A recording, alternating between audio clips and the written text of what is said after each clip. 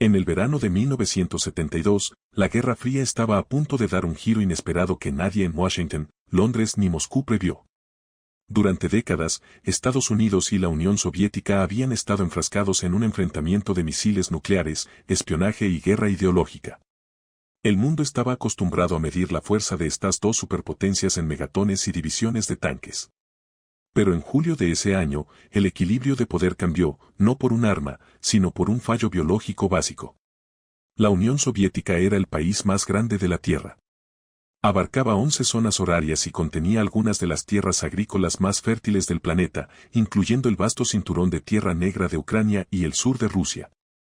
En teoría, debería haber sido el granero del mundo. Pero el sistema agrícola soviético era un desastre de ineficiencia. La agricultura colectiva, la planificación central y la falta de incentivos hicieron que el rendimiento de los cultivos fuera sistemáticamente inferior al de Occidente. En 1972, la naturaleza asestó un golpe demoledor. El invierno había sido inusualmente duro, con poca nieve para proteger el trigo de invierno. Luego llegó un verano caluroso y seco que quemó los campos de la región del Volga y Kazajistán. La cosecha fue catastróficamente mala. El Kremlin se enfrentaba a un déficit de millones de toneladas de grano. No se trataba solo de un problema económico. Era una emergencia política. En el sistema soviético, la legitimidad del Partido Comunista residía en su capacidad para satisfacer las necesidades básicas del pueblo. El pan estaba subvencionado. Era barato.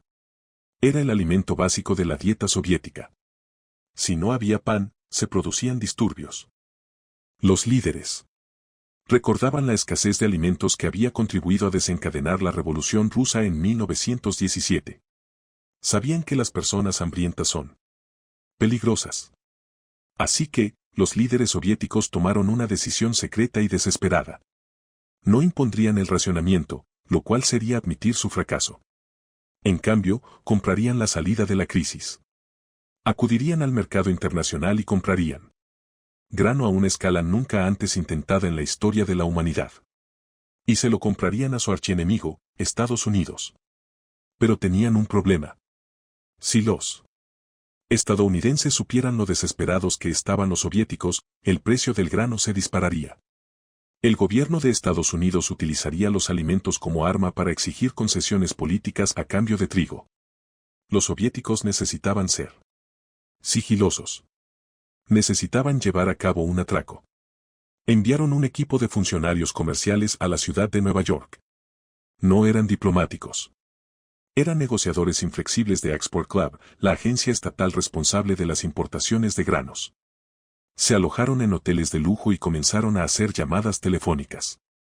El mercado estadounidense de granos estaba dominado por un puñado de enormes empresas privadas conocidas como las 5 grandes, entre ellas Cargill, Continental Grain y Louis Dreyfus. Estas empresas eran ferozmente competitivas y reservadas. No compartían información entre sí y, desde luego, no la compartían con el gobierno estadounidense. La genialidad del plan soviético fue explotar este secretismo. Los compradores soviéticos invitaron a ejecutivos de cada una de las 5 grandes empresas a reuniones por separado. A cada empresa les contaron la misma historia. Dijeron que buscaban comprar una cantidad modesta de grano, una simple transacción comercial estándar. Pidieron a Continental Grain unos pocos millones de toneladas. Continental, creyendo haber conseguido un gran acuerdo exclusivo, aceptó discretamente vender al bajo precio actual del mercado. Luego, los soviéticos fueron a Cargill e hicieron lo mismo. Después, acudieron a Louis Dreyfus y Koch Industries. Como estas empresas eran competidoras, no se comunicaban entre sí. Ninguna sabía que los soviéticos compraban a todos simultáneamente. Todos creían que eran los únicos que se llevaban el negocio.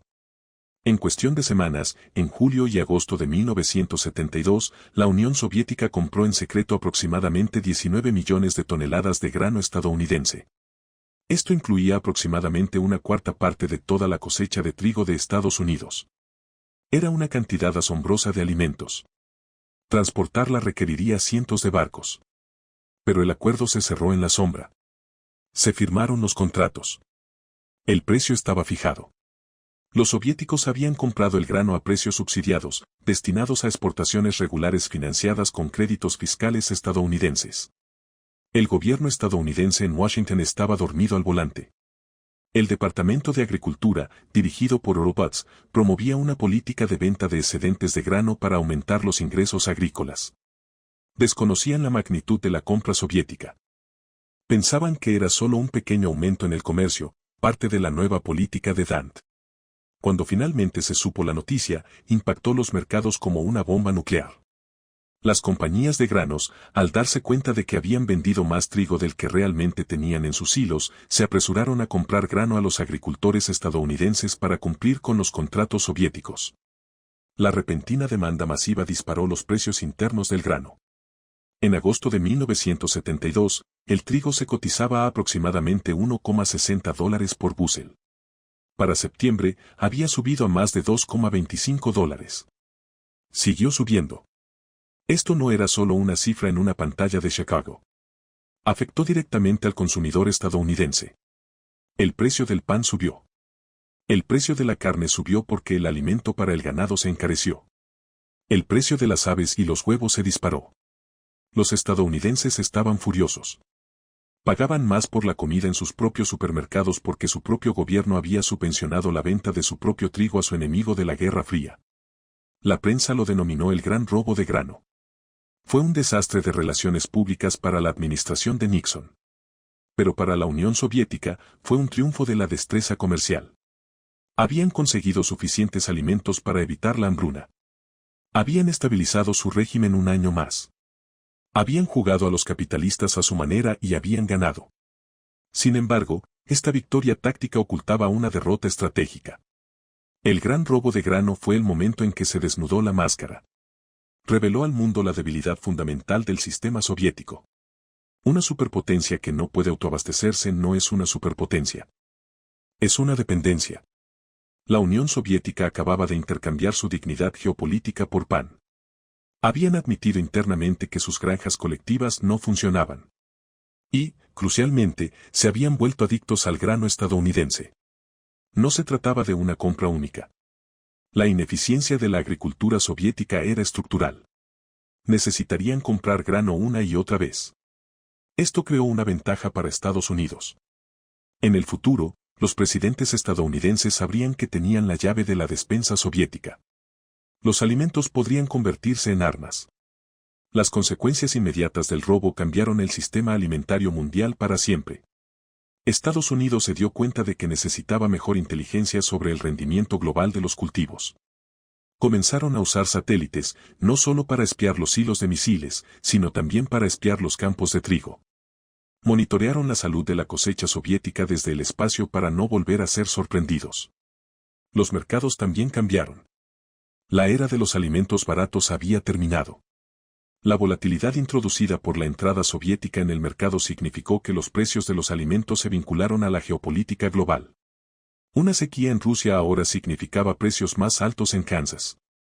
El mundo se había convertido en un único sistema alimentario interconectado, y la Unión Soviética era el gigante hambriento en medio, devorando todo lo que veía. Para los líderes soviéticos, la crisis de 1972 fue una advertencia que decidieron ignorar. No reformaron su agricultura. No desmantelaron las granjas colectivas. En cambio, dependieron de los altos precios del petróleo para generar el efectivo necesario para seguir comprando trigo estadounidense. Usaron su riqueza petrolera para encubrir su fracaso agrícola. Fue una estrategia que funcionó mientras el petróleo fue caro. Pero dejó a todo el experimento soviético vulnerable a un único punto de fallo. Si el precio del petróleo se desplomara, el dinero para comprar grano desaparecería. Y si el grano desapareciera, el imperio moriría de hambre. El gran robo de granos fue el primer temblor del terremoto que finalmente derribaría a la URSS. Demostró que tras el telón de acero, el sistema estaba vacío. Los tanques y los misiles eran reales, pero los cimientos sobre los que se asentaban estaban hechos de trigo importado pagado con petrodólares. Y esos cimientos eran mucho más frágiles de lo que nadie en el Kremlin quería admitir. En los años posteriores al robo de 1972, la dependencia soviética de los alimentos occidentales se profundizó, convirtiéndose en una adicción crónica. Los líderes de Moscú, en lugar de solucionar la causa raíz del fracaso agrícola, que era la falta de propiedad privada e incentivos, encontraron políticamente más fácil simplemente importar calorías. Estaban comprando la paz social con divisas. A finales de la década de 1970, la Unión Soviética era el mayor importador mundial de grano. Barcos cargados de trigo estadounidense, canadiense y australiano atracaban constantemente en Odessa y Leningrado. La logística para transportar esta enorme cantidad de alimentos extranjeros supuso una carga para la infraestructura soviética. Los puertos estaban congestionados. Los ferrocarriles estaban desbordados.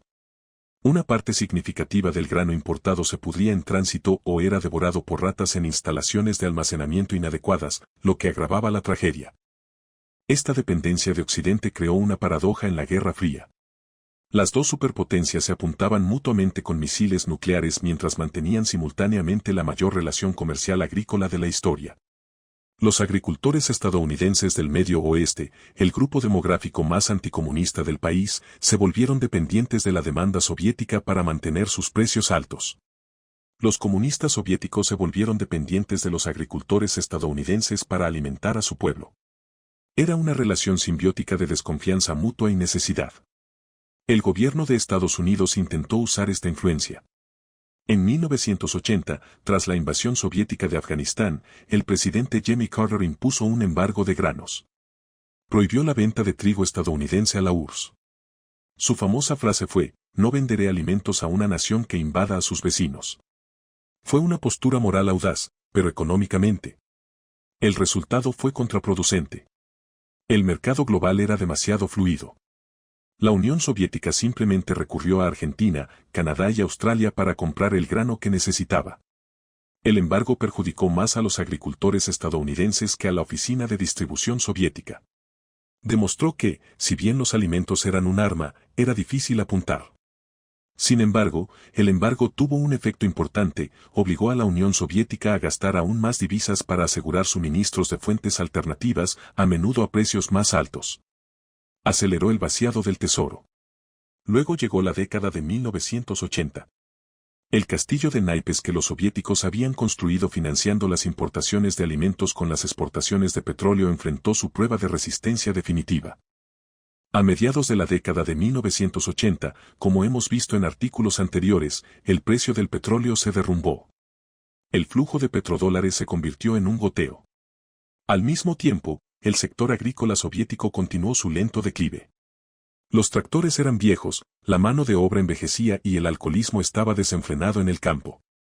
La llegada de Gorbachov a la Casa Blanca en 1985 trajo consigo un deseo de reforma, pero quedó atrapado en el legado de 1972. No podía dejar de importar alimentos repentinamente sin provocar una hambruna. Heredaba un sistema biológicamente dependiente de su enemigo. El gran robo de granos de 1972 se erige como el momento crucial en el que la Unión Soviética perdió su soberanía económica. Fue el momento en que dejaron de ser un imperio autosuficiente y se convirtieron en una colonia de extracción de recursos que vendía materias primas para comprar productos terminados y alimentos. Era el modelo económico de una nación del tercer mundo aplicado a una superpotencia. En los últimos días de la Unión Soviética en 1991, con la desintegración económica total, el espectro del hambre regresó. Las importaciones de grano ya no podían financiarse porque el crédito había desaparecido. Las colas para el pan que se formaron en Moscú fueron el resultado directo de 20 años de incapacidad para abordar el problema, revelado en 1972. La historia del gran robo de granos es un testimonio del poder de los mercados sobre la ideología. La Unión Soviética intentó desterrar el mercado para controlar la producción y la distribución por decreto. Pero cuando la naturaleza falló y el plan fracasó, tuvieron que recurrir al mercado capitalista por excelencia, la Bolsa de Comercio de Chicago, para sobrevivir. Ganaron el acuerdo en 1972. Consiguieron el trigo barato, pero lo pagaron con su futuro. Demostraron que un sistema que no puede alimentar a su propia gente no puede sobrevivir, por muchos submarinos que construya. El grano de trigo demostró ser más poderoso que la bomba atómica. El legado del gran robo de granos de 1972 no fue solo una conmoción puntual para los mercados de materias primas. Fue el comienzo de una asfixia a cámara lenta de la economía soviética. A medida que la década de 1970 se convertía en la de 1980, la solución temporal de importar alimentos se transformó en una dependencia estructural permanente de la que el Kremlin no podía deshacerse. Los líderes esperaban que comprar trigo estadounidense fuera una medida provisional, un puente para superar una mala cosecha mientras arreglaban su propio sector agrícola. Se equivocaron. Se convirtió en una muleta y luego en un sistema de soporte vital. Para entender por qué esta dependencia se volvió fatal, debemos analizar el colosal fracaso del complejo agroindustrial soviético. En teoría, la Unión Soviética invertía sumas asombrosas en agricultura. Bajo el gobierno de Leonid Brezhnev, casi el 27% de toda la inversión estatal se destinó al sector agrícola. Construyeron millones de tractores. Produjeron más cosechadoras que Estados Unidos. Distribuyeron millones de toneladas de fertilizantes. Regaban desiertos. Según todos los parámetros físicos, deberían estar ahogándose en comida. Pero el sistema soviético era una máquina diseñada para producir estadísticas, no comida. Las granjas colectivas se veían afectadas por la falta de propiedad. Los agricultores que trabajaban la tierra eran esencialmente empleados estatales sin participación en la cosecha. Si la cosecha fracasaba, seguían cobrando. Si la cosecha batía récords, seguían cobrando el mismo salario miserable. No había incentivos para trabajar duro ni penalizaciones por el desperdicio. El desperdicio era a escala industrial. Se estima que hasta el 30% de toda la cosecha soviética de cereales y el 50% de la cosecha de patatas se pudrían antes de llegar al consumidor. No existía la infraestructura para almacenarla. No había silos de grano. Los caminos que unían los campos con las ciudades eran caminos de tierra que se convertían en barro con las lluvias otoñales, atrapando los camiones. Las patatas se tiraban en montones abiertos donde se congelaban y se descomponían.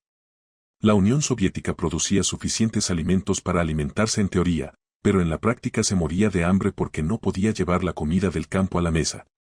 Así que los barcos estadounidenses seguían llegando. A principios de la década de 1980, la vulnerabilidad estratégica de esta situación mantenía a los generales del Pentágono desvelados. No por miedo, sino por incredulidad. Se dieron cuenta de que su terrible enemigo, la nación que amenazaba con enterrar el capitalismo, estaba pidiendo prestado dinero a los bancos capitalistas para comprar trigo capitalista y alimentar a sus soldados comunistas. La dependencia deformó toda la política exterior soviética. Cuando la Unión Soviética invadió Afganistán en 1979, se enfrentó a la condena internacional. Pero las sanciones impuestas por Occidente, incluyendo el embargo de granos que comentamos, eran porosas porque los agricultores occidentales necesitaban el mercado soviético tanto como los soviéticos necesitaban el grano. La Guerra Fría había creado un extraño pacto suicida donde los dos enemigos eran siameses económicamente. Sin embargo, el coste financiero de esta adicción se estaba volviendo insoportable. A medida que avanzaba la década de 1980, la Unión Soviética gastaba miles de millones de dólares en divisas cada año en la importación de alimentos. Era dinero que no podía gastarse en modernizar fábricas. No podía gastarse en tecnología informática, donde Occidente iba a la cabeza. No podía gastarse en bienes de consumo para mejorar la vida de la gente. Era dinero muerto que simplemente se quemaba para mantener una ingesta calórica básica. Entonces llegó el año 1985 y la llegada de Gorbachov. Vio lo absurdo de la situación. Vio que una superpotencia incapaz de autoabastecerse es una contradicción. Creó un nuevo superministerio llamado Gosagrom, diseñado para optimizar la agricultura y reducir el desperdicio. Pero no se puede arreglar una ideología rota con una nueva burocracia. Goapram se convirtió en un monstruo inflado que empleaba a miles de burócratas que daban órdenes sobre la rotación de cultivos desde edificios de oficinas en Moscú sin haber visto jamás un campo. La ineficiencia empeoró. La escasez de alimentos en los almacenes estatales se agudizó. Y entonces, la trampa tendida en 1972 finalmente se rompió en 1986. Como sabemos, el precio del petróleo se desplomó. El flujo de petrodólares que había financiado el trigo estadounidense durante 14 años se agotó repentinamente. Al mismo tiempo, el desastre de Chernóbil agotó el presupuesto en miles de millones de rublos. La Unión Soviética se enfrentaba a una tormenta perfecta. No tenían dinero. Tenían un sistema agrícola quebrado. Y una población cada vez más enojada. Los líderes soviéticos se enfrentaban a una decisión aterradora. Podían dejar de importar grano, lo que provocaría disturbios por el pan y el probable derrocamiento del régimen. O podían pedir prestado. Eligieron pedir prestado. La Unión Soviética comenzó a solicitar préstamos masivos de bancos occidentales, principalmente en Alemania y Francia. Pedían dinero prestado para comer. Hipotecaban el futuro de sus hijos para pagar la ineficiencia de sus padres. La deuda se descontroló. Para 1989, la deuda externa soviética había alcanzado los 50.000 millones de dólares. Una gran parte de esta cantidad se destinaba simplemente al pago de las facturas de importación de alimentos. El gran robo de grano se había convertido en la gran trampa de la deuda. En los últimos años de la Unión Soviética, la situación se convirtió en una trágica farsa. La cosecha de 1990 fue realmente buena. La naturaleza había sido generosa. Los campos estaban repletos de grano. Pero el sistema económico se había derrumbado hasta el punto de que el Estado no podía comprar el grano a sus propios agricultores. El rublo había perdido su valor debido a la hiperinflación. Los directores de las granjas colectivas se negaron a vender su grano al Estado por papel moneda que no podía comprar nada. Acaparaban el grano en graneros esperando a que subiera el precio o intercambiándolo por tractores y combustible. Así que, mientras los campos soviéticos estaban repletos, las ciudades soviéticas se morían de hambre. Las colas para conseguir pan en Moscú y Leningrado se extendían por manzanas enteras. La gente hacía cola en la nieve durante horas para conseguir una hogaza de pan. El gobierno de Moscú, presa del pánico, tuvo que recurrir de nuevo a los mercados internacionales. Pero esta vez, no pudieron llevar a cabo un robo sigiloso como en 1972. No tenían efectivo. No tenían crédito. Tuvieron que mendigar. En 1990 y 1991, la Unión Soviética, la superpotencia que había enviado al primer hombre al espacio, se vio obligada a aceptar ayuda alimentaria humanitaria de Occidente. Fue una humillación nacional. Estados Unidos envió cargamentos masivos de muslos de pollo congelados a Rusia. Estos se conocieron coloquialmente como nachki busa o muslos de arbusto, en honor al presidente George H.W. Bush. Ver pollo estadounidense llegando a Moscú fue el fin psicológico de la Guerra Fría para el ruso promedio. Demostró que el sistema había fracasado por completo. La propaganda que les había dicho durante décadas que Occidente se estaba derrumbando y muriendo de hambre quedó al descubierto como una mentira. Era la Unión Soviética la que se moría de hambre. Era la Unión Soviética la que necesitaba caridad. El gran robo de granos de 1972 había sido una jugada maestra táctica. Había salvado al régimen durante 20 años, pero había permitido que la podredumbre se extendiera. Había permitido que los líderes evitaran las decisiones difíciles. Había enmascarado el fracaso del sistema de granjas colectivas con un velo de abundancia importada. Cuando ese velo fue desgarrado por la crisis del petróleo y la crisis crediticia, no quedó nada más que un cascarón vacío. Los mecanismos financieros del colapso final estaban directamente vinculados a esta dependencia alimentaria. Al quedarse sin divisas para comprar alimentos, el gobierno central de Moscú perdió su influencia sobre las repúblicas. Repúblicas como Ucrania y Kazajistán, que cultivaban el grano, se dieron cuenta de que tenían el poder. ¿Por qué debían enviar su trigo a Moscú si Moscú no podía pagarles? ¿Por qué debían permanecer en una unión que no podía alimentarlos? La guerra de leyes, donde las repúblicas retenían los ingresos fiscales, fue acompañada por una guerra de granos. Las repúblicas retenían los alimentos. Las cadenas de suministro que unían al imperio se rompieron. La escasez de alimentos en las ciudades no era solo un inconveniente. Fue el catalizador de la desintegración del Estado. Cuando los intransigentes dieron su golpe de Estado en agosto de 1991, prometieron restablecer el orden y llenar los estantes. Pero no tenían ningún plan para hacerlo. No podían inventar granos de la nada. No podían imprimir divisas. Fueron derrotados no solo por los manifestantes en las calles, sino por los hilos vacíos en el tesoro vacío. La Unión Soviética no murió en el campo de batalla. No murió en un intercambio nuclear. Murió en la cola del pan.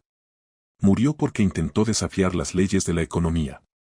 Intentó gobernar una sociedad moderna sin mercado. Intentó ser una superpotencia sin poder alimentar a su propia gente. La ironía del robo de 1972 es que, al robarles el trigo a los estadounidenses, los soviéticos realizaron la transacción más cara de la historia. Compraron 20 años de supervivencia. Pero el precio fue su soberanía, su economía y, en última instancia, su existencia. Los 19 millones de toneladas de grano que robaron en la oscuridad de la noche de 1972 fueron la semilla de su propia destrucción. sembraron una dependencia que se convirtió en una montaña de deuda que finalmente enterró la hoz y el martillo. Hoy, Rusia ha vuelto a ser un importante exportador de grano. Las granjas colectivas han desaparecido, sustituidas por la empresa privada. La eficiencia ha regresado, pero la cicatriz de aquella época permanece. El recuerdo de los estantes vacíos y las piernas de los campesinos está grabado a fuego en la conciencia rusa. Sirve como un recordatorio permanente de que la seguridad alimentaria es seguridad nacional, y que una nación que no puede alimentarse a sí misma no es dueña de su propio destino, por muchos misiles que lance por la plaza de su capital. El gran robo de granos fue el momento en que la Unión Soviética admitió haber perdido la Guerra Fría económica. Solo tardaron 20 años en darse cuenta de que el cheque que firmaron en 1972 finalmente sería devuelto. Soy John y este es el canal de historias cinematográficas. Suscríbete ahora para estar a la vanguardia, porque cuando se escriban los libros de historia, querrás estar entre los pocos que lo vieron.